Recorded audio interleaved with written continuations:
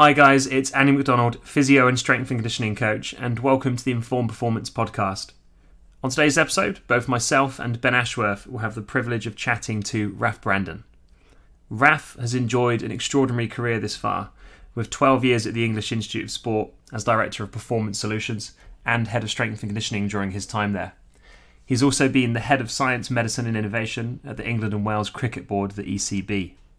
Raph is currently working for Breakaway Data as their Head of Performance Science in Europe, and will focus today's conversation mainly on his current activity supporting teams and athletes with data and technological solutions.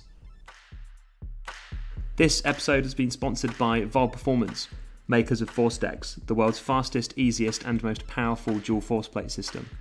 ForceDecks can help you to analyse neuromuscular strength, performance and imbalances in your athletes. With an incredibly simple setup and intuitive software, ForceDecks automatically detects over 15 common force plate tests and analyses them with a single click, helping you to collect quick and accurate insights on your athletes. To learn more, head over to our sponsor, volperformance.com. Informed Performance is a proud partner of HUMAC Norm by CSMI. By using the HUMAC Norm isokinetic system, you can see what you are treating. An isokinetic test measures maximum muscle capacity through range of motion. So when you're comparing an athlete's involved side's results to their uninvolved, this system makes it easy but objective to see where strength deficits exist to help you design a very efficient path to function. Then follow-up testing on the machine will confirm if your athlete or athletes are on the right path or if changes still need to be made. To learn more about the new HUMAC Norm and their refurbished machines, visit humacnorm.com. You're listening to the Informed Performance podcast with me, Andy McDonald, and Ben Ashworth. And here is today's episode with Raph Brandon. Raph, thank you very much for coming on the show, mate. It's a pleasure to have you on. And also, Ben Ashworth is joining us too. Thank you very much, Andy. Lovely to be here. Looking forward to the conversation. Just to just kind of kick us off, just in case there's any listeners tuning in and this is their first encounter of you, could you kind of break down what your background is?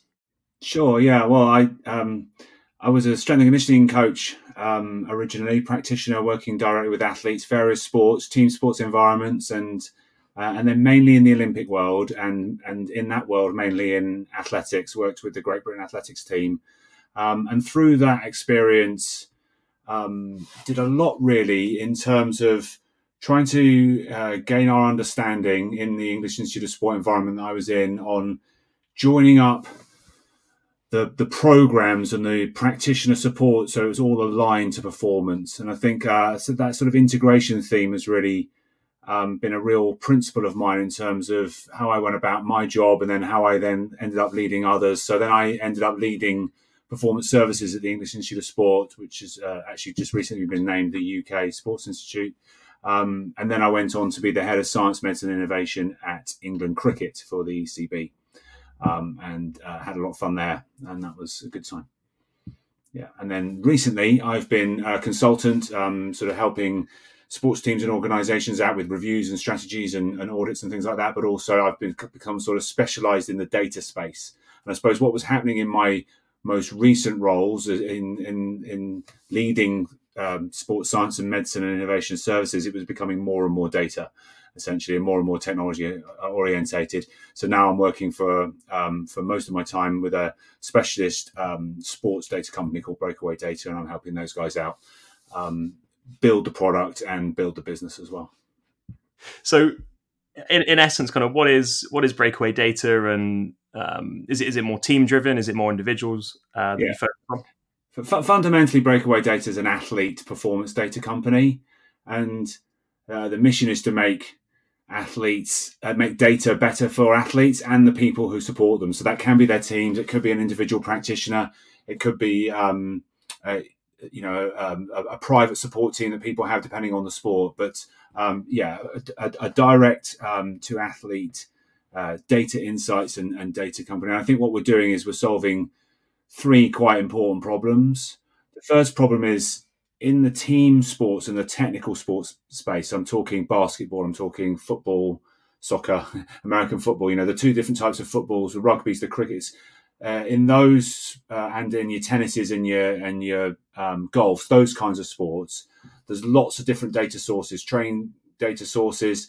Athletes are dipping into the fitness wearable space. Then there's match data, data that your teams might hold on you, data that you might produce it yourself. So I think the problem number one is data's all over the place. We're bringing it into their mobile phones and giving it to them so they can take it with them from coach to coach or team to team, but also so that they can start to engage with their own data.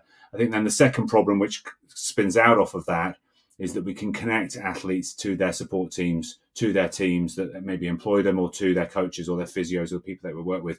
And that's regardless of time zone or location, or whether you've got the budget to have somebody with you all the time or not, if you're an individual athlete.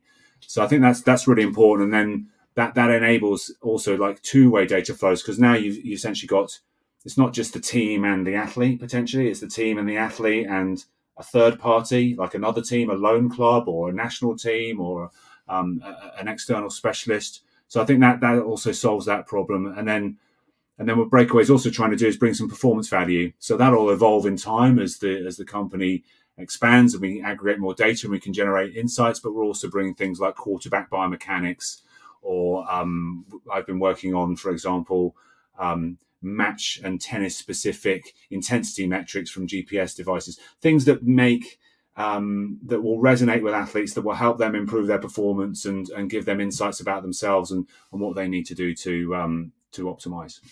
And you're obviously very involved in the company, you said, in sort of like a product design, or you have a product design influence from your background in performance. How much do you consult with the teams or the athletes themselves on sort of helping them realize what data would be useful to them?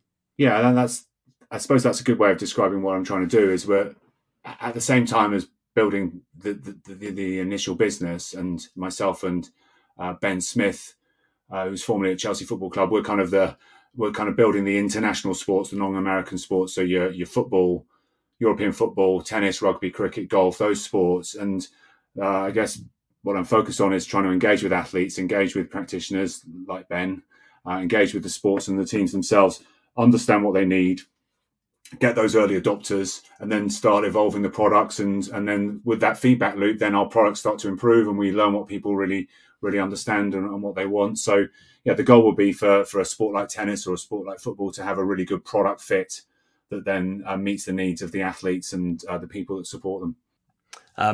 Conversations with data, and I'm probably very guilty of feeding this, can get very nuanced or very broad, conversely, as well. You'll have no doubt seen trends and change in kind of our technical capabilities around what we can do as coaches, clinicians, sports scientists.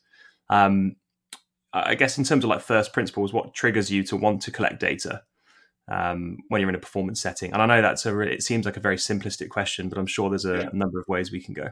No, it's a really important question. And because I'm old, I remember having paper diaries. So at the end of the day, I think you can't get away from the fact that athletes need to keep a training diary, or the need is maybe too value a term, but athletes would benefit from logging, recording, and monitoring data and understanding how that links to their performance improvement. So as I said, in the old days, that was a pen and paper diary. These days, the issue is now not about what data you can collect, but like making sure that you synthesize it and aggregate it and then create meaning from it so you can make good decisions and get some signal from that data rather than just noise. Otherwise, you actually might as well go back to the paper training diary. So to expand on that a little bit, I think you've actually got 4 kind of broad brush categories. So that's maybe the most basic reason to collect data is you want to improve on something specific, and then you might track it. So a simple example I was thinking of, you might be doing a one-legged calf test or something, left versus right, because the goal is to make sure we've got good symmetry between the left and the right side. And, the kind of work that Ben does with the valve system and the shoulder testing and all that kind of stuff. That is you're tracking something to make sure that there's a specific change. The next reason, maybe a level up, slightly broader, more macro, is you're going to profile an athlete or you're going to profile a team, and then you're going to use that to design your program. And that's where, if I think about the work I've done, and when you get the opportunity to do this to a high standard, it can be really, really powerful. So I worked with individual athletes and then also with the teams, where we really got stuck in, did some really good profiling. You get then a really good picture of the neuromuscular, the physiological, the psychological, and the technical capabilities. You join it up, that integrated piece I was talking about in the intro, join it up with what they need to do to perform on the field, and then you can design a program. And I think it's kind of hard to do well, and it's hard to do regularly. I know people in the football space doing private work with players that are in teams, and that they're doing this quite professionally and on an ongoing basis, just to make sure that the player is in the right space. So I think it is really powerful if it's done well. So that's really interesting. And then the third reason is you might want to learn something new. So a little bit of a project style approach to collecting data. And then as a result of learning something, you make a change. You might not then carry on with the data. So I've got an example from one of our current Breakaway clients who's a tennis player.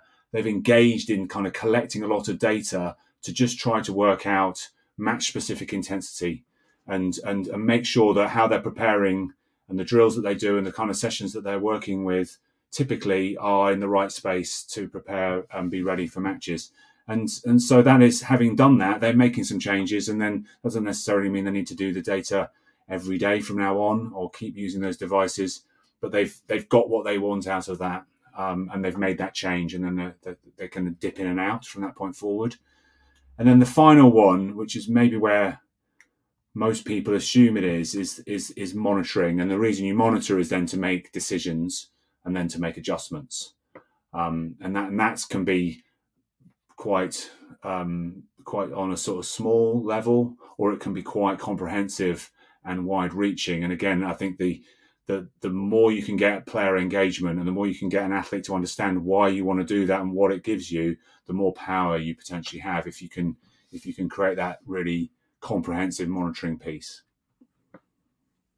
This might be a bit of a curveball to kind of go full circle to where you started then, but I mean, I remember about 10 years ago, I worked in a setting where we didn't have the provision to give athletes wearables and things that would give us, sleep data and things that we're kind of used to currently. But they had a paper style performance journal where they would log how well they thought they'd slept, performed, lifted, whatever the training or sport was. Are we losing any benefits from a paper system? And what I mean by that is our athletes were very reflective because they had to be, because everything was pen to paper. With a sort of a tech system where we get more outputs in numerical form, do we lose any of that sort of internal thought process and athlete reflection? You potentially do, but I think the way to flip that is to try and use data collection and data feedback as a conversation starter, as a way of triggering and adding to day-to-day conversations about loading levels and training content and recovery practices, etc., etc. So I think data collection will never replace conversations and human interaction. And I speak to a lot of coaches and trainers who they're quite comfortable with the contact time that they have. If they're an embedded practitioner or if they're with somebody full time, that they can get most of what they need through conversations and discussions, but then they need specific things from their data.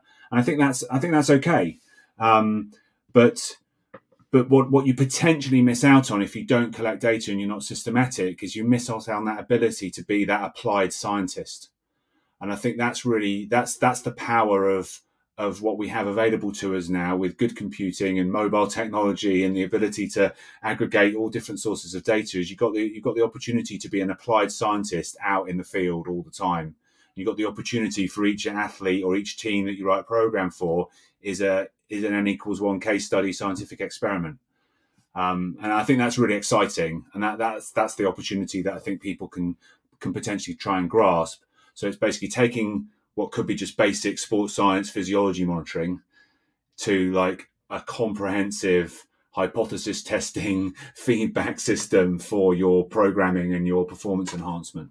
So another thing to consider when we're thinking about the opportunity to be a live applied scientist with the athletes and the teams that you're writing programs for is this idea that I've pitched in terms of comprehensive monitoring. So if you've got the combination of your performance data, plus you've got the combination of workload data, which is abundant, and there's loads of workload data around, that's essentially your dose, right? This is like, what have you done? What's your stimulus? Then there's the response data, and that's less obvious and possibly, untapped potential, because perhaps it's not marketed as well, or it takes a little bit of effort to know exactly how to do your HRV or exactly how to do your jump test in the right way to get what you need from it in terms of the meaning and the reliable signal. But those kinds of response, either on the acute fatigue side or the chronic adaptation side, that's really important to building up your picture. And then finally, and this is becoming more and more easy with the wearables, if you have good engagement with your athletes and potentially the conversations, but then codifying those conversations into metrics, you have the individual athlete context data, how they've slept, their energy levels, whatever it might be.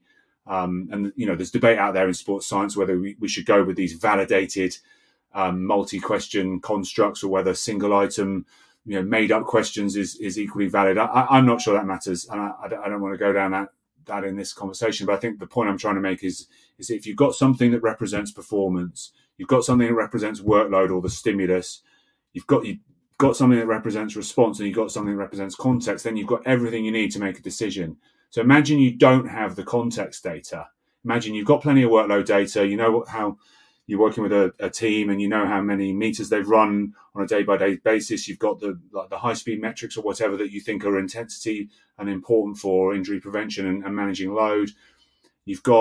But you don't actually have any response data. You're not tracking their neuromuscular system or whether their speed profile has changed, or potentially you had an endurance marker from pre-season, but you haven't had one since.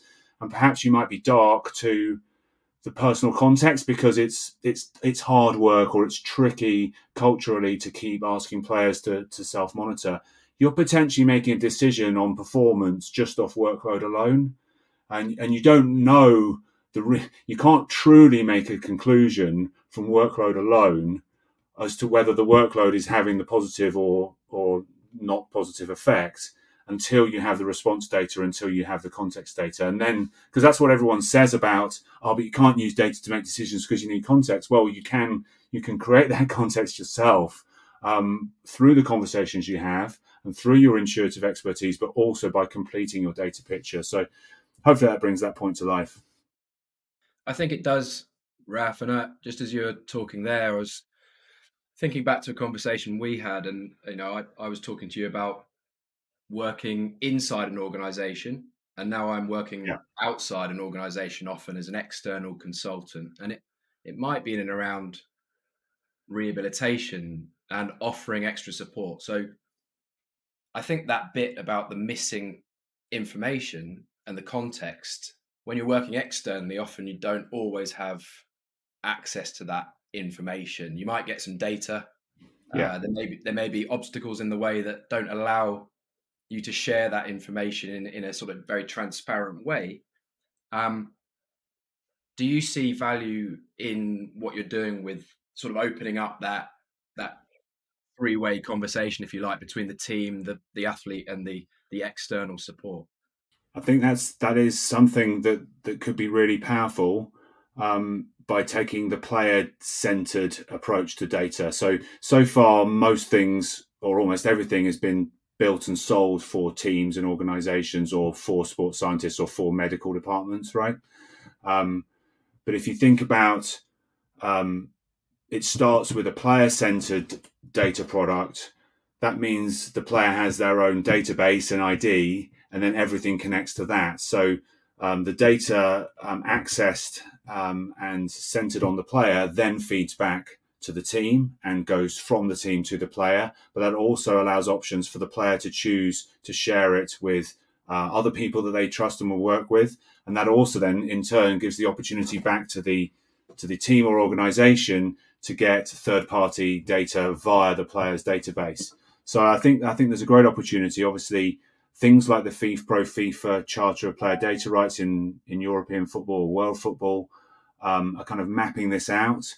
Essentially, that's just sort of taking GDPR legislation in Europe and making it sport specific. But it really does say quite plainly that personal performance data, pretty much of any kind, the player has the right to access that. It's not about ownership; it's about access. And then when this data is generated and stored automatically, basically in a computer, which the more and more it is, then the player has the right to have that transferred automatically. It's called data porting rights. So I think those data access and data porting rights, and combined with a player-centered approach, really opens up a lot of opportunities. And I'm engaging with teams that are quite open-minded to the reality of sharing with external parties, loan clubs, private consultants, and I think it could be a new positive way of working, to be honest. Yeah, especially considering the sort of trend towards the use of externals, certainly with thinking back to a football context and working within the team, the ability to share information, either, as you pointed out earlier, with, say, international teams or an external practitioner who's doing sessions.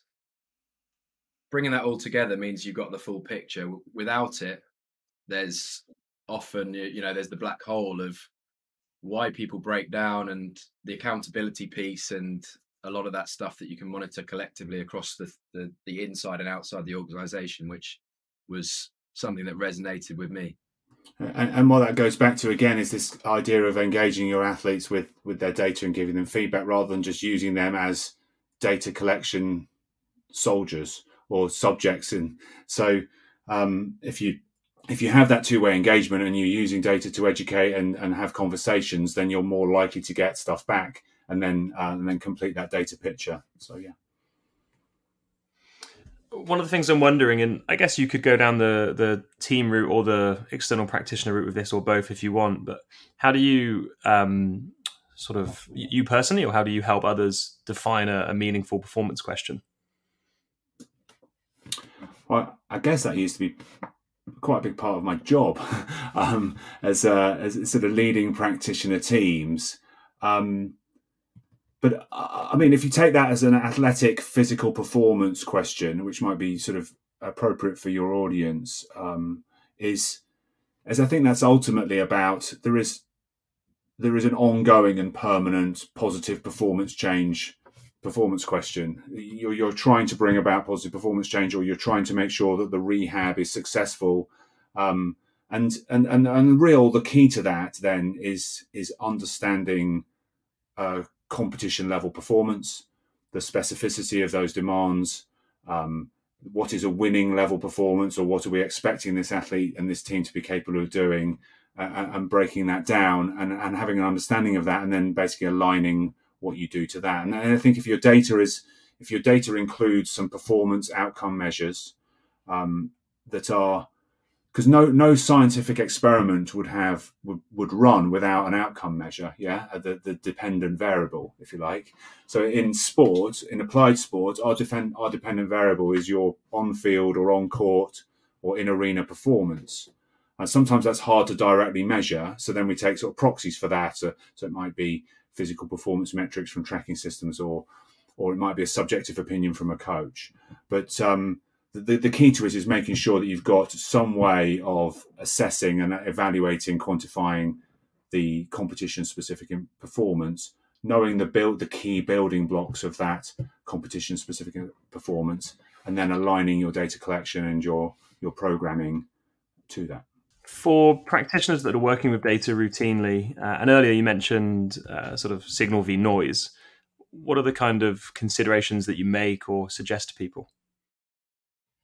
So if we take this monitoring theme and the monitoring purpose for data, monitoring therefore means you make better decisions or better adjustments of your programming. And then we've kind of expanded that into kind of performance enhancement and putting a real complete data picture together. And then we've spoken about like engaging your athletes, which is obviously one of your practical considerations. I suppose your next consideration is making sure you do make a good decision or choose not to make a decision based on what you're monitoring and what the combination of that data is telling you. So part of that is having a good handle on meaningful change, which is a scientific term with various statistical processes behind it. All of the tests and metrics and that are available from devices and testing systems and things that you will do in applied science and medicine probably have a paper with recommendations on reliability, coefficient of variance, and all these things that you can look up. But personally, my approach and what we did at England Cricket was try to establish individual bandwidths for the metrics that we were using for each of the athletes. And I think if athletes are operating mostly within their bandwidth and you know what that is, then it's first doing homework, and it's first sort of sitting on data and establishing those bandwidths and those norms, not reacting to it, not making a decision, assuming it's all signal and noise until you start to gain confidence in what your signal to noise ratio is. And then if you want to do best practice, you can then maybe get into, in our context with this athlete subject pool, at this level with these tests, what are our own coefficients of variation? And maybe on an individual level. And one of the projects we did do at England Cricket, which was very successful with the fast bowling group, and I say successful in terms of athlete engagement, is we basically did n=1 for all of them on our accelerometry GPS metrics that we were doing with the fast bowling delivery action. So we had run up speed and we had peak rotation and impact forces during the delivery stride and things like that. And each player knew then that if they were being monitored and tracked, especially in a return to play scenario, it was based on their bandwidth, their coefficient of variations. And I think that's the way to go, to be honest, in an applied context. If you're doing a PhD, obviously it'd be slightly different, but in an applied context, that would be my recommendation. Yeah, I think that's it's really nice, nicely well thought out stage of people coming into a process, and they may not be starting this monitoring system at the moment, so you can't go straight for this n=1. You go through the stages of almost building intelligence, and then gradually narrowing the focus down to the n=1 by building information. And we did that at Arsenal with some data, some lower body data. We first did an external validation. So we looked at what the literature told us normal looked like, and maybe some industry standards. But of course, then you've got your individual athletes, outliers, and different bandwidths. And then eventually over time, as we built more data points on them, we were able to then establish what the n=1 looked like in a central midfielder's hamstring strength score 2 days after a game. But that process took us about 3 years. So it's not an overnight process, right? And then the other thing, just quickly for practitioners to consider, is with the availability of the devices and things, you do need to understand your device as well. So, reading a paper on coefficients of variation of a heart rate variability test, I'm going to pick, like that is definitely going to be different between a Whoop versus an Aura versus a PPG test. So I think that's important too, because every device that comes with software and systems that give you feedback will have their own filtering, averaging, smoothing, etc., etc. So you basically need to do your homework. I think, I'm afraid to say, there's no shortcuts. Raph, obviously tech is changing and sport's always changing. Is there anything in the pipeline for what you're doing now, or any sort of developments that you're keeping your eyes peeled on? Well, I think sport isn't always changing in that athletes have to train, they have to recover, and then they have to perform. So there is what we're doing is incrementally adding knowledge on how to do that in all these individual sport specific contexts. High performance environments share a lot of commonalities, but then there's always the specific context. So I think what I'm interested in is looking out for not just new data, but how to synthesize that data so it's meaningful, as we've been talking about just now, so that people can make better decisions, better programming choices, better return to play programs. So sometimes that might be a new piece of information from a new device, but I think ultimately, what what I think needs to happen is people need to learn how to synthesize it, and tools that can do that, I think, and the ability to create things that are intuitive, that make sense to athletes, players, and coaches, as well as the kind of the science and medicine community, I think are going to be really valuable as well. So yes, it's valid science. Yes, it's really good tech, giving you proper numbers, but it's like it's understandable, and therefore I can make a decision off this and I can change something. That's what I think is most important in the near future. And where can people find both you personally as a professional and then also Breakaway as well?